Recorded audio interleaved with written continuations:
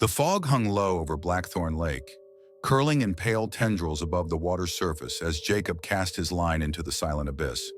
The lake, rumored to be cursed, was a place few dared visit after dark, but Jacob had never been one for superstition. He fished for the thrill, the calm, the isolation. Tonight, however, the isolation felt different, oppressive, watchful. The first tug on his line was subtle, a faint nibble, easily missed. Then came the violent yank, almost pulling the rod from his hands.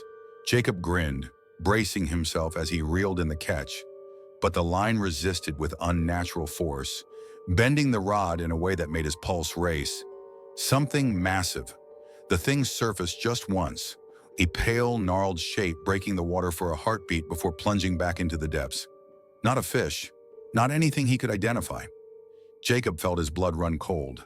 Suddenly the line snapped. The recoil sent him stumbling, landing hard on the damp earth.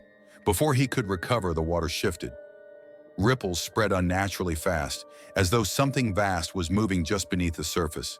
Circling, a whisper echoed from the mist. "You shouldn't have come back." Jacob whipped around, heart hammering. The voice was low, distorted yet familiar. His brother's voice, except Sam had drowned in this lake 5 years ago, during a fishing trip not unlike this one. Something slithered from the fog. Not a man, not anymore. Waterlogged flesh hung from its face, eyes black voids, lips split into a grotesque grin. "You left me." Jacob stumbled back toward his boat, the damp earth squelching beneath his boots. But the boat was gone. Only its tattered remains floated in the shallows, as though torn apart by unseen jaws. The thing, his brother, or what wore his face, moved closer. The line still dangled from its decaying hands, trailing into the lake as though connected to something deeper, something waiting. Jacob ran, the fog thickening, pressing against his skin like cold, clammy fingers. He could hear the drag of something heavy behind him, the sound of wet, ragged breathing. And then from the water, a chorus of voices, whispers of those lost to the lake, calling his name. He reached the tree line, but the ground softened beneath him. Mud. No, not mud. Hands, pale and bloated, grasping his ankles, pulling him back. The last thing Jacob saw before he was dragged under was his brother's face, serene, as if finally at peace. Blackthorn Lake fell silent once more, the fog concealing its secrets, waiting for the next unfortunate soul drawn to its cursed waters.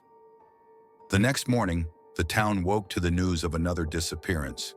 An empty boat adrift near the shore, its line still trailing into the water. Rumors spread like wildfire, old tales of restless spirits, but none dared speak them aloud. The lake remained still, but those who listened carefully could hear the faint echo of a name on the wind. Jacob. Years passed, and the disappearances continued. Fishermen whispered of shadows moving beneath the surface, of voices calling from the fog. Some said Jacob had become part of the lake, bound forever to its icy depths. The town avoided the lake altogether, its waters a reminder of loss and sorrow. One stormy night, a young girl named Eliza dared to wander to the lake's edge. She claimed to hear someone calling her name, a soft, familiar voice. When she returned, pale and shaken, she spoke of a man in the mist who looked like Jacob, but his face was hollow, his eyes void of life. The lake seemed to hunger for more, as if the spirits it claimed were not enough. Strange shapes were seen moving along the shore, and the fog seemed to grow thicker, reaching deeper into the town itself. People locked their doors, avoiding even the mention of Blackthorn Lake. A group of locals, desperate to end the curse, attempted to drain the lake, believing the bodies trapped beneath would finally be put to rest. But as the water receded, the fog remained, and from the mud, pale hands emerged, dragging those who had dared disturb the lake into its maw. Now Blackthorn Lake remains untouched, a desolate void of mist and sorrow.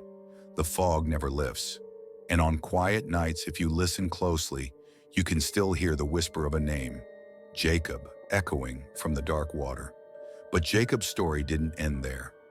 On the anniversary of his disappearance, a new fisherman arrived, drawn by the same allure that had once captured Jacob. His boat drifted into the mist, and he too heard the whispers.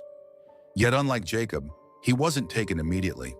The voices seemed to speak of a bargain, of appeasement. The fisherman returned, pale and haunted, claiming he had seen figures in the mist watching him, studying him. He spoke of a presence deep in the lake, waiting to be fed. And then, without warning, he vanished, his boat discovered in ruins the next morning. Some say the lake demands new souls each year. Others whisper that Jacob himself is now part of the fog, guiding the lost into its depths. The town watches, waits as the mist thickens, claiming more each passing year. And Blackthorn Lake, patient and eternal, waits for the next soul foolish enough to cast a line into its cursed waters.